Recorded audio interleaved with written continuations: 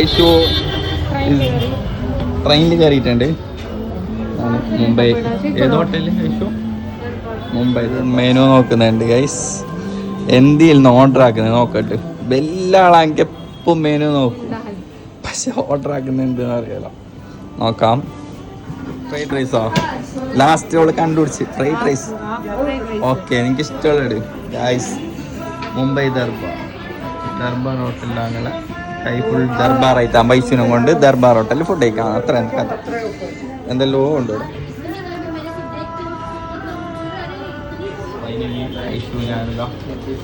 നല്ല ഓർഡറെല്ലാം ആയിട്ട് നല്ല ആംബിയൻസിൽ ഇരിക്കാൻ പറ്റിയ അടിപൊളി സ്പോട്ടല്ല ഐഷു അല്ലേ?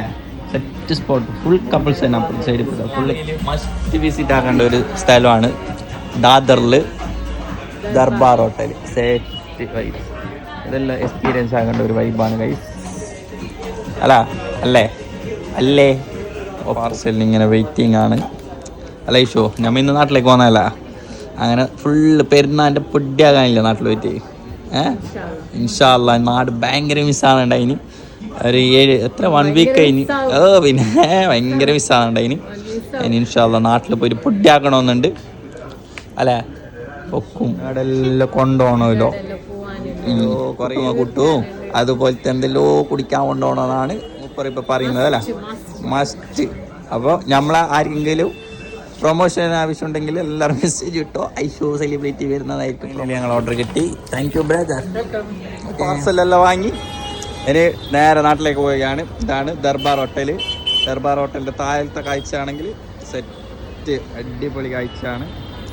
ടൈമിലാണ് ഗൈസ് നിങ്ങൾ കാണിക്കുന്നത്. ഇതാ ബന്നറാക്കുന്നുണ്ട്. അപ്പോൾ ഓക്കെ, ഞങ്ങൾ വിടുകയാണ് ഗൈസ്. ഫൈനലി ദർബാർ ഹോട്ടലിലത്തെ ഫുഡെല്ലാം വന്നിട്ടുണ്ട്.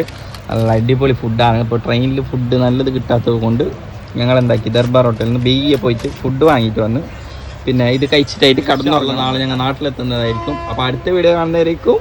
എല്ലാവർക്കും ഐഷു ടാറ്റാ ബൈ ബൈ.